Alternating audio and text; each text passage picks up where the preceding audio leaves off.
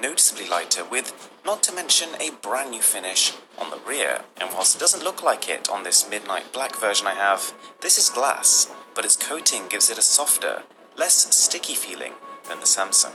Both phones are really comfortable to hold, but the curve on the back of the OnePlus is a little more organic, which makes it not just comfortable, but like it was made for your hand.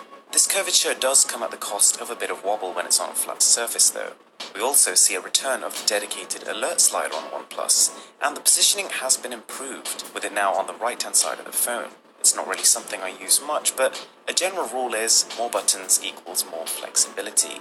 And with third-party workarounds, you'll be able to repurpose this if you really wanted to.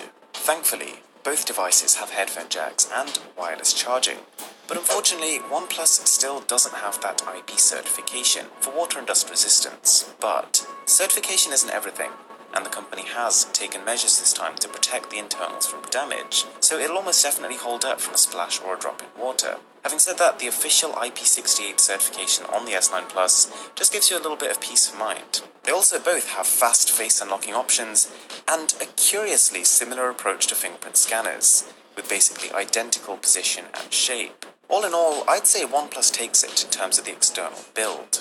Throughout this comparison, you've also got to bear in mind the prices.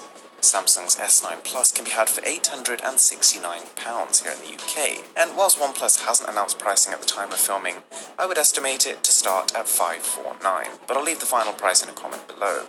The display of the OnePlus phone is now larger than Samsung's offering. You've got 6.28 inches, and yes, it has a notch, as well as that little chin at the bottom, which did spark a little controversy with the leaks, but in the end, it means your screen can extend right to the top of the phone. And you do notice this immediately when you turn the phone on. The screen-to-body ratio is as high as it's ever been from the company, and it beats out the Samsung Galaxy S9 Plus, which is to say the body of this phone is a fraction smaller than Samsung, whilst having a display that is a fraction larger.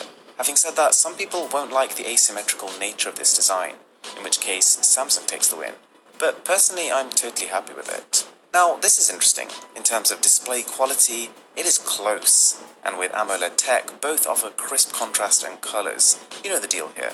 To the undiscerning eye, you may say that the slightly larger OnePlus screen takes the win, and side by side you'll notice the slightly purer whites it produces, where the S9 almost has a green tinge in comparison.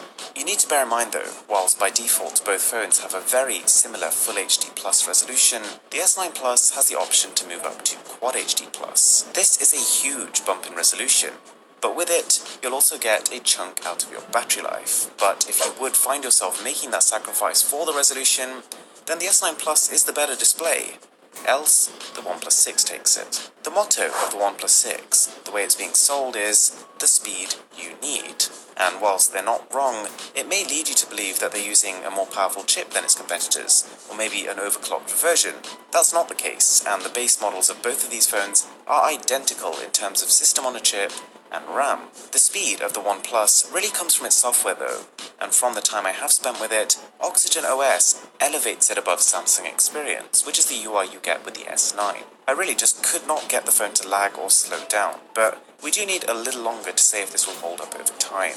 Both phones will tear through games, apps, internet browsing, or whatever Android has to offer right now. These are the pinnacle of mobile performance. On top of this though, OnePlus has the option for an 8GB RAM model, but at this point it's probably less about the speed you need and more about the speed you feel like having because it sounds kind of cool. But if you are planning on keeping the phone for 2 years plus, I'm sure more games and apps will arrive to take advantage of it. But overall, in terms of the responsiveness, OnePlus wins the speed race. Speaking of Oxygen OS, you'll get Android 8.1 on the OnePlus 6. Compared to the S9 Plus that is still with Android 8.0. And you've also now, with OnePlus, got the option to control by gestures and hide the navigation bar entirely. It's something you can get used to, and it makes the screen very immersive indeed.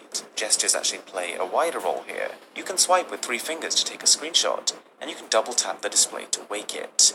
There are lots of subtle and clever uses of gestures. Worth noting is that the S9 is a more storage-friendly phone, offering 128GB by default in most regions, and also with room for 400GB of microSD storage. OnePlus starts with 64GB and has no SD cards, but you have to evaluate, in an age where music, TV and photos are all moving to the cloud, is this so much of an issue?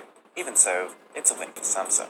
Dash charging is back with the OnePlus 6, which brings with it 20 watts of output compared to 15 on the Samsung, which indicates faster charging. OnePlus also has famously great battery life, so I do expect no less from the 6, but it remains to be seen if it'll beat the S9 Plus, which on paper does have a larger capacity. Let me know if you want to see a dedicated battery drain test on the channel. Okay, the area where things get very complicated is camera. Both phones have a dual camera setup, both have optical image stabilization to make photos and videos less shaky, and both can shoot 4K video at 60 frames per second. This is all great news. OnePlus has a higher resolution setup, but this isn't necessarily indicative of better image quality. The S9 has an edge in flexibility. Its variable aperture allows it to flick between a very wide f1.5 and a much narrower f2.4. f1.5 should allow for cleaner looking low light shots than the OnePlus 6 with its f1.7 cameras, and the S9's super slow motion captures 720p footage at 960 frames per second, versus the same resolution but 480 on OnePlus. This means that when you slow it down, because the S9 has captured twice as many frames as the OnePlus, it can be slowed twice as much. Since the OnePlus 5T, the main image sensor on the 6 has been improved, so even though the S9 Plus on paper